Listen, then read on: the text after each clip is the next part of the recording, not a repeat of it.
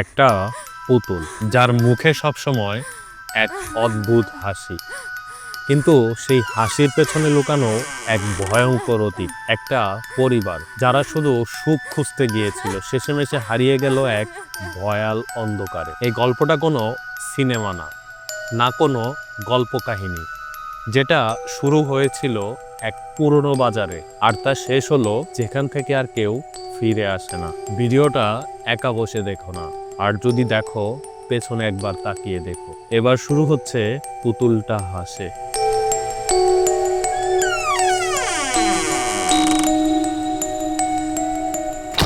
ঢাকার এক শান্ত সুন্দর এলাকায় বাস করত রহমান পরিবার। বাবা আজাহার রহমান সরকারি কর্মকর্তা, মা শারমিন একজন গৃহিণী, আর তাদের একমাত্র ছেলে রিদান, যার বয়স 9 বছর। তাদের পরিবারটা ছিল যেন এক পরিপূর্ণ সুখের সংসার। প্রতিদিন সন্ধ্যায় তারা একসাথে খাবার খেত, গল্প করত, হেসে খেলে সময় কাটাতো।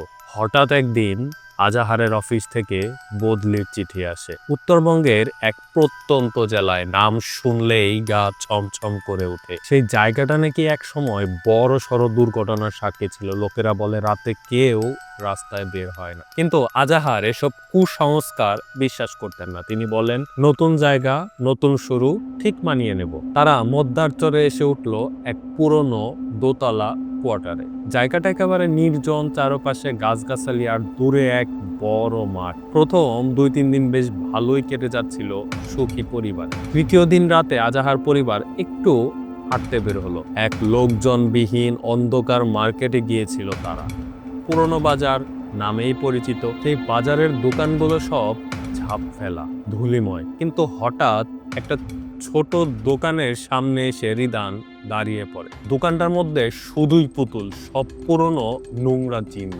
একটা পুতুলে রিদানের চোখ আটকে যায়। সাদা পোশাক, কালো চুল, কিন্তু মুখে এক অদ্ভুত হাসি। পুতুলটা যেন তাকে তাকিয়ে ডাকছে। রিদান বাবাকে বলে, আমি এটাই নিতে চাই। মা বাবার কাছে পুতুলটা প্রথমত পছন্দ হয়নি, কিন্তু ছেলের আবদার রক্ষা করতেই পুতুলটা তাকে কিনে দেয়। দোকানে কোনো দোকানদার ছিল না, শুধু একটা বুড়ো মানুষ একটু শব্দ করলো আর বলল, এইটা নিও না, কিন্তু যদি নিয়ে যাও ফিরিয়ে দিও সময় থাকতে। কেউ কথাটার পাত্তা দিল না। বুড়ো মানুষ, বয়স হয়েছে, উল্টাপাল্টা বলতেই পারে।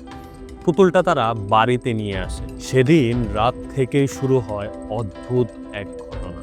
রাত 2টা, রিদান হঠাৎ ঘুম থেকে উঠে চিৎকার করে কাঁদতে লাগলো। রিদান বলে, মা, ওই পুতুলটা আমার সাথে কথা বলছে, বলছে ও একা, ও আমার সাথে খেলতে চায়।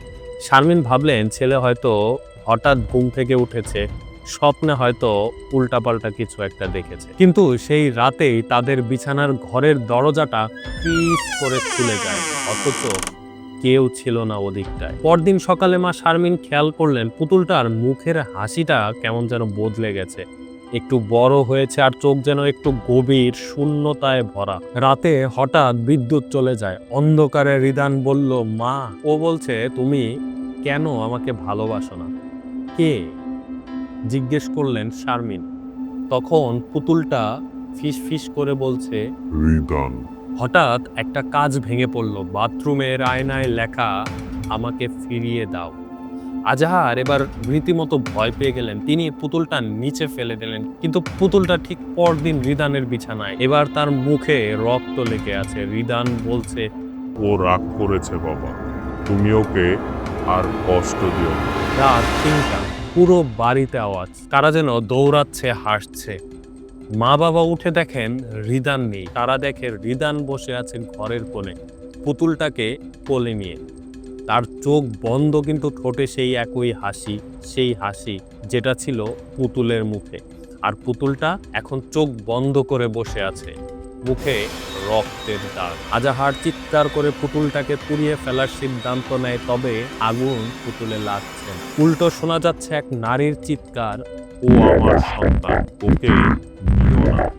বাড়ির দেয়ালগুলো ফেটে যাচ্ছে, সব বাতি জ্বলছে, নিচ্ছে। রিদান অজ্ঞান হয়ে পড়ে। অবশেষে তারা সিদ্ধান্ত নেয় সে পুরনো বাজারে গিয়ে পুতুলটাকে তারা রেখে আসবে। সেই দোকানটাকে তারা আর খুঁজে পায় না। পুরো জায়গাটা এখন একটা ধ্বংসস্তূপ। এক ভিক্ষুক তাদেরকে এদিক সেদিক ছোটাছুটি খোঁজাখুঁজি করতে দেখে বলে, কি হয়েছে? তারা তখন বলে এখানে একটি দোকান ছিল। ভিক্ষুক তাদের কথা শুনে কিছুটা অবাক হয় এবং সে বুঝতে পারে। তখন ভিক্ষুক তাদেরকে বলে এখানে তো 15 বছর আগে দোকান ছিল যেটাতে আগুন লেগেছিল।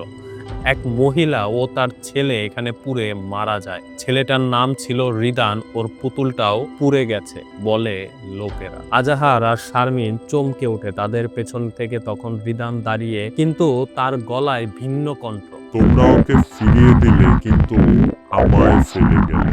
পেছনে তাকিয়ে তারা আর কাউকে খুঁজে পায় না, শুধু পড়ে আছে সেই পুতুলটা আর রিদানের ঘর এখন ফাঁকা। রাতের বেলা যদি কারো হঠাৎ পুরনো পুতুল চোখে পড়ে, একবার ভেবে নিও সেই পুতুলটা আদৌ খালি কিনা।